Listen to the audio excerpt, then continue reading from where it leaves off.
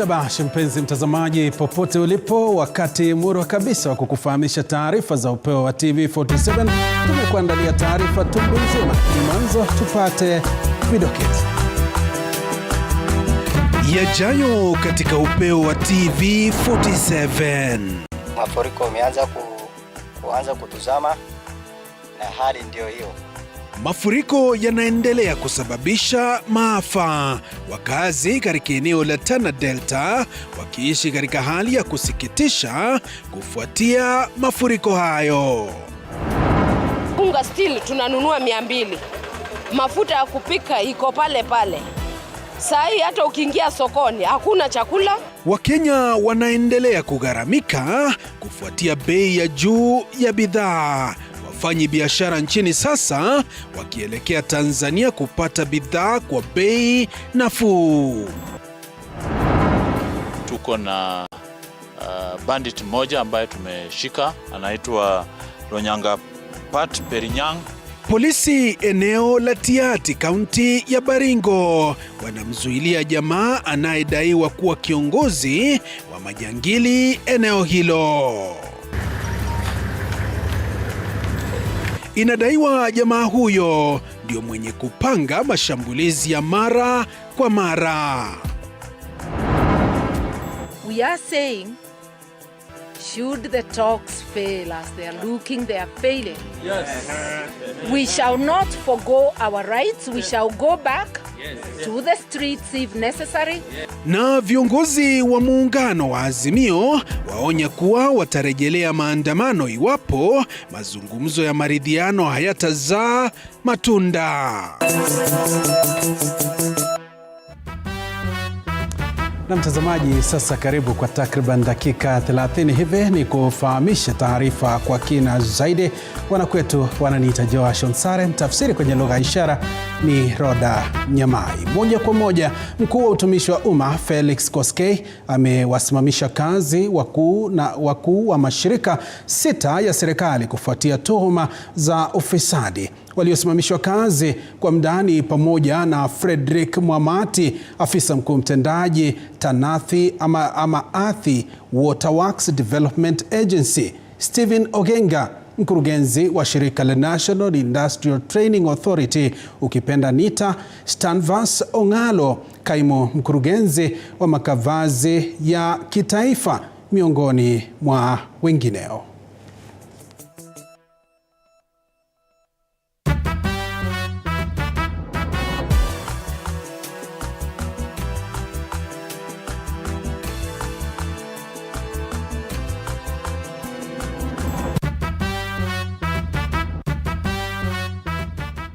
Mtazamaji, taarifa hii utaipata kwa kina mwendo wa saa 3.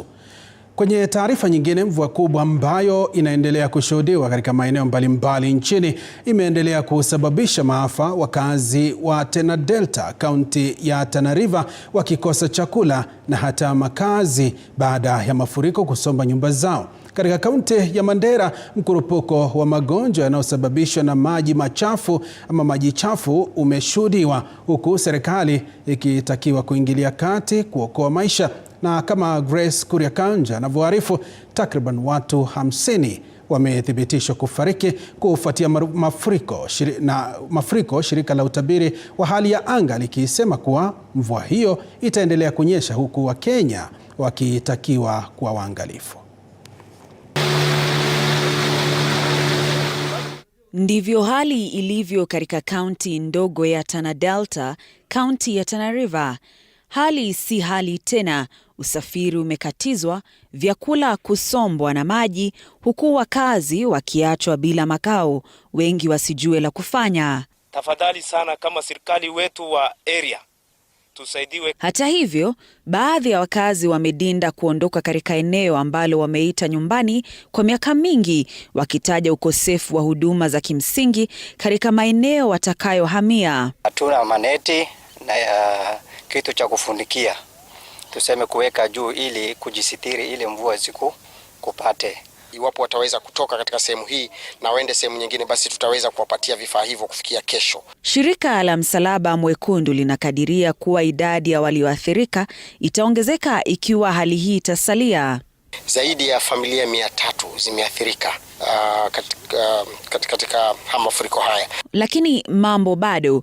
Idara ya hali ya hewa inasema kwamba hali ya sasa itaendelea kwa muda. Katika utabiri wake wa hivi punde kuanzia tarehe 16 hadi 20 Novemba, idara ya utabiri wa hali ya hewa kwa kiasi kikubwa inatabiri mvua katika maeneo machache asubuhi katika nyanda za juu magharibi mwa bonde la Ufa, ziwa Victoria na bonde la Ufa, ambayo ni maeneo kama Siaya, Kisumu, Homa Bay, Migori, Kisii, Nyamira, Trans Nzoia, Baringo, Uasin Gishu, Elgeyo Marakwet, Nandi, kaunti za Nakuru, Narok, Kericho, Bomet, Kakamega, Vihiga, Bungoma, Busia na Pokot Magharibi, pamoja na mvua itakayoandamana na radi katika maeneo kadhaa alasiri na usiku. Hata hivyo, vipindi vya jua vitashuhudiwa kuanzia hapo kesho asubuhi hadi siku ya Jumapili. Katika eneo la kaskazini magharibi, haswa katika kaunti za Turkana na Samburu, idara hiyo inatabiri mvua kwa kiasi kikubwa katika maeneo machache asubuhi, nafasi ya kunyesha katika maeneo machache alasiri na usiku, pamoja na vipindi vya jua alasiri za Jumamosi na Jumapili. Katika nyanda za juu mashariki ya bonde la Ufa pamoja na Nairobi na maeneo ya Nyandarua, Laikipia, Nyeri, Kirinyaga, Murang'a, Kiambu, Meru, Embu, Tharaka Nithi kwa kiasi kikubwa zitapata mvua katika maeneo machache asubuhi na nafasi ya mvua katika maeneo machache mchana na usiku. Katika eneo la kaskazini mashariki, yani kaunti za Marsabit, Mandera, Wajir, Garissa na Isiolo, kwa kiasi kikubwa mvua itashuhudiwa katika maeneo machache asubuhi, kukiwa na nafasi ya kunyesha katika maeneo machache mchana na usiku. Eneo la kusini mashariki linalojumuisha maeneo kama vile kaunti za Kitui, Makueni, Machakos, Kajiado na Taita Taveta zitapata mvua katika maeneo machache asubuhi, manyunyu katika maeneo machache mchana na usiku. Hata hivyo, Ijumaa asubuhi itashuhudia vipindi vya jua. Na katika eneo la Pwani ambalo linajumuisha kaunti za Mombasa, Tana River, Kilifi, Lamu na Kwale, kutakuwa na mvua itakayoshuhudiwa katika maeneo machache asubuhi, manyunyu katika maeneo machache mchana na usiku. Jumamosi alasiri itashuhudia vipindi vya jua. Grace Kuriakanja, TV47. Na mtazamaji, taarifa ndio hiyo, jiandae kwa msimu huu wa mvua za El Nino. Kwenye taarifa nyingine, Rais William Ruto ameagiza mapendekezo ya ripoti ya jopo kazi linaloangazia mabadiliko katika idara ya polisi kutekelezwa mara moja. Aidha, Ruto ameagiza tume ya SRC kuangazia mishahara ya polisi, huku akitaka mishahara hiyo kuongezwa kama ilivyopendekezwa na jopo kazi hilo linaloongozwa na Jaji Mkuu mstaafu David Maraga. Ripoti hiyo inapendekeza nyongeza katika mishahara ya polisi, kuboresha maslahi yao kupitia nyumba wanazoishi na hata huduma za matibabu. Their stature in the eyes of many Kenyans. The problems are broadly underfunding, deficient leadership, structural and organizational weaknesses, and most critically of all, corruption. These perennial problems have impaired the terms and conditions of service, welfare, as well as motivation of officers who serve, and severely undermined service delivery to the detriment of the safety and security of the people of Kenya, their belongings, and their investments and their interests. None of the services covered in the report receive adequate funding or even anywhere near it. The inappropriate processes and structures involved in recruiting, supporting, deploying, and promoting officers render the entire sector vulnerable to inefficiency, low professional standards, operational ineptitude, ethical lapses and malpractices, and general institutional decay. Coupled with this, outdated and inappropriate legal frameworks and organizational structures have created loopholes for malpractice, confusion, overlaps, outright conflict, and sometimes general inefficiency. In the report, corruption has been cited quite frequently and described as systemic, endemic, entrenched, deeply embedded, and rampant.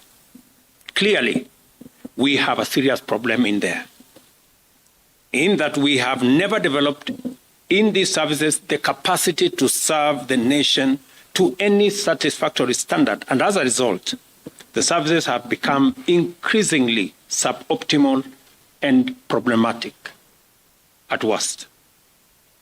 Our aim is not only to restore integrity, efficiency, and accountability by waging an anti-corruption campaign throughout government, and in this case, within the services.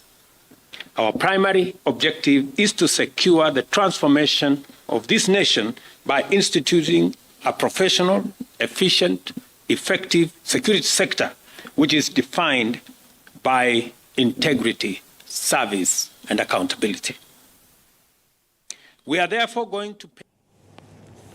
Na mtazamaji, tukiachana taarifa hiyo kuhusu masuala ya mageuzi katika idara ya polisi, taarifa za hivi sasa. Mkuu wa utumishi wa umma Felix Koskei amewasimamisha kazi wakuu wa mashirika 6 ya serikali kufuatia tuhuma za ufisadi. Waliosimamishwa kazi kwa muda ni pamoja na Frederick Mwamati, afisa mkuu mtendaji wa Athi Waterworks Development Agency, Stephen Ogenga, mkurugenzi wa shirika la National Industrial Training Authority NITA, Stanvas Ongalo, kaimu mkurugenzi wa makavazi ya kitaifa. Koskei vile vile ameelekeza maafisa 67 wa polisi kusimamishwa kazi kwa muda kufuatia tuhuma za ufisadi. Mtazamaji, ni taarifa ya hivi sasa, taarifa ambayo inazidi kuchipuka, ambapo tunazidi kupakua ili tukufahamishe kwamba mkuu wa utumishi wa umma Felix Koskei amewasimamisha kazi wakuu wa mashirika 6 ya serikali kufuatia tuhuma za ufisadi. Waliosimamishwa kazi kwa muda ni pamoja na Frederick Mwamati, afisa mkuu mtendaji Tanathi Waterworks Development Agency, Stephen Ogenga ambaye ni mkurugenzi wa shirika la National Industrial Training Authority. Na vile vile Koskei ameweza kusema kwamba ameeleza kwa maafisa 67 wa polisi watasimamishwa kazi kwa muda kufuatia tuhuma za ufisadi. Taarifa hiyo utakuwa unaipata mwendo wa saa 3 kwa kina. Tuangazie taarifa nyingine. Utata umezuka kuhusu mpango wa serikali wa ununuzi wa mafuta kupitia makubaliano kati ya serikali ya Kenya na mataifa ya Uarabuni. Kinara wa Azimio Raila Odinga sasa akifichua kwamba kuna baadhi ya watu serikalini waliosababisha bei ya mafuta kupanda nchini ikilinganishwa na mataifa jirani. Odinga amemshurutisha Rais Ruto kusitisha mpango huo na kutoa nafasi hiyo kwa makampuni husika. Na kama Paul Kirobi anavyoarifu, Odinga sasa ameitaka tume ya kukabili ufisadi EACC pamoja na ofisi ya mkurugenzi wa upelelezi DCI kuanzisha uchunguzi kuhusu ushuru unaotozwa kwa mafuta. Maswali chungu nzima yameibuliwa na kinara wa Azimio Raila Odinga kuhusu mkataba wa ununuzi wa mafuta kati ya serikali ya Kenya na serikali ya mataifa ya Uarabuni, na mbona serikali iliamua kujitosa katika mpango huo badala ya kutoa nafasi kwa makampuni kufanya biashara hiyo kwa jina OTS. Katika kikao na waandishi wa habari, Odinga anasisitiza kwamba mpango huo unahusisha serikali ya mataifa mawili imeathiri pakubwa maisha ya Wakenya. The characterization of this deal as a G2G was meant to shield the 3 Kenyan companies from paying a 30% corporate tax. I will return to this matter later.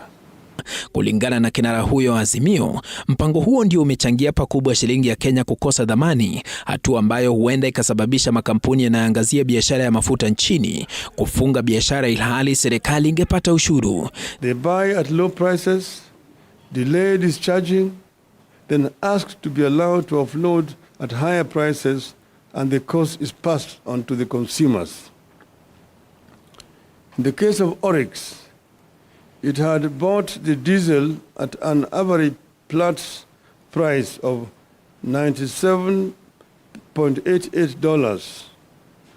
That is 14,182 shillings per barrel in July. Siku ya Jumanne, bunge la taifa jirani ya Uganda lilipitisha sheria iliyopiga marufuku usafirishaji wa mafuta kupitia nchini Kenya, hatua ambayo itasababisha taifa la Kenya kupoteza takriban shilingi bilioni 15 ambayo imekuwa ikipata kutoka Uganda. Swali lingine likiwa ni je, ilikuwaje makampuni kadhaa humu nchini yalipata kandarasi ya usambazaji mafuta? Nobody knows how Gulf Energy, Galana Oil Kenya Limited and Oryx Energies Kenya Limited got nominated to handle local logistics. But the hand-picked distributors are selling oil to us at almost twice the price from bulk suppliers. These companies are also manipulating deliveries date. Lakini kiongozi wengi katika bunge la kitaifa anasitiza kwamba makampuni matatu ikiwemo Gulf Energy, Galana Oil Kenya pamoja na Oryx Energies Kenya si wakala wa serikali na yanafanya kazi kwa niaba ya kampuni ya Aramco na ADNOC, na kwamba Odinga na njama ya kuwachochea Wakenya kuhusu biashara ya mafuta. Mapema mwaka huu serikali ya Kenya Kwanza iliingia katika mkataba wa maelewano na mataifa mawili kwa jina G2G, ikisema kwamba mpango huu utapunguza joto linalosababishwa na dhamani ya dola na kuruhusu wanabiashara wengine kupata fedha hizo. When the price was low, it's allowed to cut higher August prices and pass the burden to the consumer. The deal that Ruto hailed as phenomenal has resulted in high landed costs as a result of structuring of the contract. The faults include the double counting of some cost elements and fixed freighted premium which sometimes are higher. Aidha, Odinga anasisitiza kwamba kuna haja ya tume ya kukabili ufisadi EACC pamoja na mkurugenzi wa upelelezi kufanya uchunguzi kuhusu ushuru unaotokana na mauzo ya mafuta nchini. Paul Kirobi, TV47, Nairobi. Na mtazamaji, taarifa yake Paul Kirobi ndo ambayo inatupeleka kwenye mapumziko ya kwanza ili tuweze kupata kopo la maji. Tukirejea tutakuwa tunakufahamisha taarifa zaidi muhimu. Endelea kuganda nasi.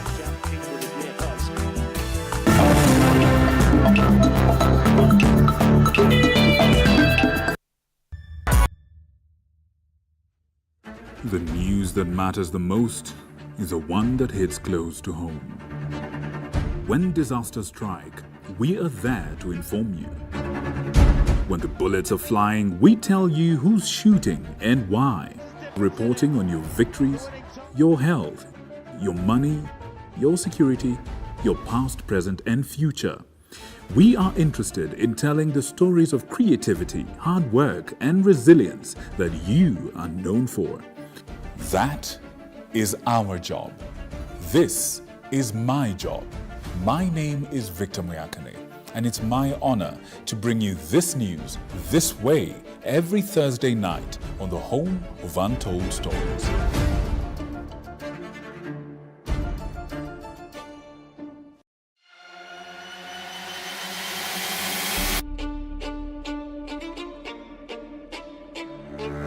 Katika majengo haya, hapa ndipo sheria zinapotungwa na zinapopakuliwa. Nitakuletea viongozi mbalimbali, mirengo mbalimbali, wote kwa pamoja wakipika na kupakua. Tutawapa nafasi kuweza kuangazia changamoto na mafanikio ya ugatuzi katika ukumbi wa siasa kila siku ya Jumanne kuanzia saa 1 kamili na kuendelea.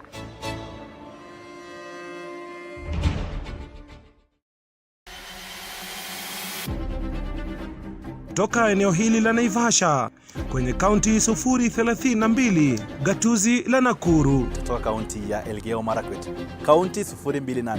Nikiripotia runinga ya TV47 kutoka kaunti ya Wajir.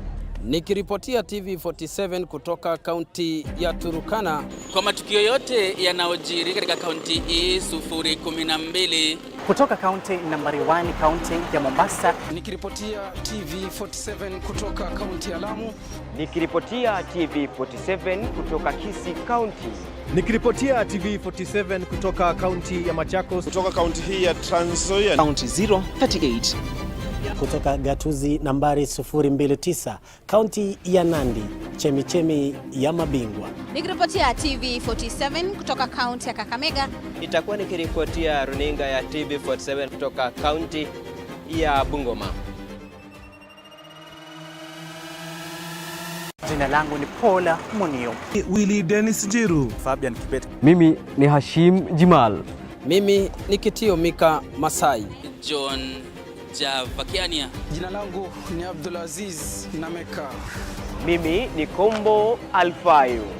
Jina langu ni Nicholas Mbai. Isaac Famba. Mimi ni Wanje Sosti. Jina langu ni Arnold Adidi.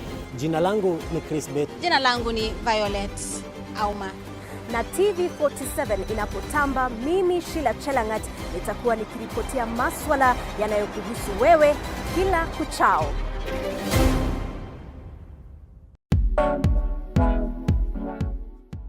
Every Thursday 7:30 p.m. unapata nafasi kufahamu viongozi mbalimbali kutoka humu nchini, kuanzia wabunge. Through Changa we could get money to pay our rent, to pay our bills. When I was growing up, water was a problem where I was born and bred. We wake up at 3 to go and look for water.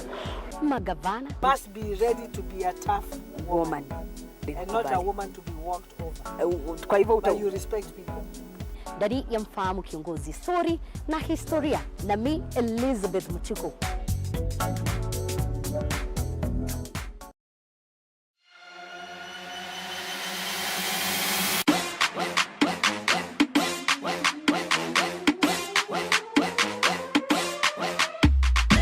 Kwa mirindimo kemkem ya michezo, mahojiano ya kipekee na mabingwa wetu, makala ya kuvutia pamoja na matukio mubashara viwanjani. Shabiki, tutapiga mbizi katika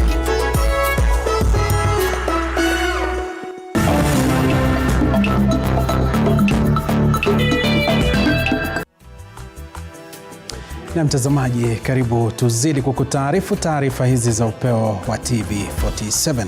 Rais William Ruto amesema atafanya maamuzi yanayofaa kwa manufaa ya Wakenya, huku akiahidi kuboresha uchumi wa taifa kwa muda wa miaka miwili ijayo. Kwa mujibu wa Ruto, lengo la serikali ni kupata suluhu la kudumu, huku akiwataka Wakenya kuwa na subra. Chichi Josephine na taarifa hiyo. Akizungumza Alhamisi wakati wa ufunguzi wa mkutano na mawaziri na makatibu serikalini katika eneo la South Sea hapa jijini Nairobi, Rais William Ruto alisema atafanya maamuzi sahihi kwa nchi, akibainisha kuwa lengo la serikali ni kupata suluhu la kudumu litakalowafaa wa Kenya. We've had to make very important decisions. Sometimes not very easy, sometimes not very pleasant. Very difficult decisions to be able to take the country forward. Rais aidha ameongeza kuwa hatafuata njia rahisi bali ya kijasiri na ya kuleta mabadiliko, huku akikiri kuwa imekuwa vigumu kwa Wakenya na kuhakikishia mustakabali bora wa taifa. We have a responsibility to God and men to do our best, the utmost, to discharge our responsibilities, to transform our country and to change the lives of millions of Kenyans, because we have been entrusted with the management of their affairs. Kadhalika amesema kuwa lengo lake si kutawala Kenya pekee bali kubadilisha maisha ya Wakenya na vizazi vya kesho. The success of each and every one of us is the success of all of us. The failure of each of us is the failure of our team. And therefore, we must never allow any one of us to fail. It's been 1 year since you identified us as a team to back you up as you fulfill your mandate with the people of Kenya. Hata hivyo, ametoa wito kwa viongozi na Wakenya kushirikiana kuhakikisha maendeleo ya kudumu nchini.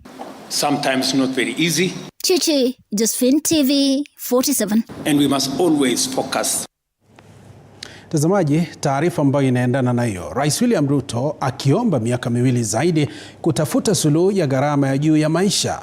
Anasisitiza kuwa kufikia sasa amefanya kila awezalo kupunguza gharama ya juu ya maisha kwa kuweka mikakati kadhaa ikiwemo kusambazwa kwa mbolea ya bei nafuu na ruzuku ya mafuta. Hata hivyo, kama anavyoripoti mwanahabari wetu Moige William, Wakenya wanalalama kuhusu gharama ya juu ya maisha sasa ikiwalazimu baadhi ya wanabiashara kusafirisha bidhaa kutoka nchi jirani za Uganda na Tanzania ambazo wanasema ni za bei nafuu angalau waweze kupata faida.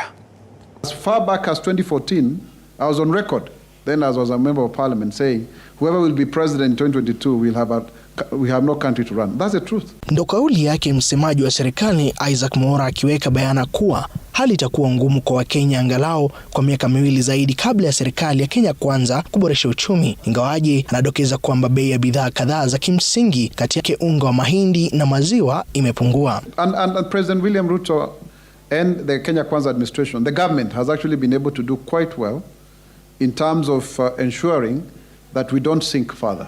Hakuna kitu imepunguza isipokuwa tu ni kupanda inapanda. Na ili kuhakiki semi zake Mwaura, tulizuru baadhi ya maduka jijini Nairobi na kuangazia baadhi ya bei ya bidhaa muhimu ikiwemo unga wa mahindi ambao unauzwa kati ya shilingi 270 na shilingi 149. Lita moja ya mafuta ya kupikia ikigharimu kati ya shilingi 400 na shilingi 285. Nusu lita ya maziwa na ikiwa ni kati ya shilingi 77 hadi 47, na kilo ya sukari kuuzwa kati ya shilingi 225 hadi 219. 1,000 kuipata ni shinda, lakini kuitumia ni ngumu. Twende hapa, ukichukua kama mafuta ya kupikia na unga 1,000 imeisha, hapo hujapata mboga. Kwa hakika Kenya tuko na shida, tunahitajika kitu kifanyike ambacho kitatusaidia at least nasi pia tukawe na hali nzuri ya uchumi. TV47 imebaini kuwa hali hii sasa imewalazimu baadhi ya wanabiashara haswa walio katika miji iliyopo mipakani kuleta bidhaa kutoka nchi jirani ili kuendeleza biashara zao na kuuza bidhaa za bei nafuu kwa Wakenya. Kwani baadhi ya bidhaa ni za bei nafuu katika nchi kama Uganda na Tanzania ikilinganishwa na bidhaa zinazozalishwa nchini. Bei ya Uganda na huku Kenya, Uganda ni afadhali, tunagomboaka afadhali hizi ndizi kuliko huku Kenya. Pale bandarini wale wanaleta mali kwa wholesale pia nao wametupandishia. Hii hata ukinunua kitu na ukipeleka mitaani ukisema wenda uza, watu pia wananchi wanalalamika, wanasema tunawagonga. Kwa sasa itawalazimu wa Kenya kukaza kamba wakisubiri gharama ya maisha kushuka. Moige William, TV47.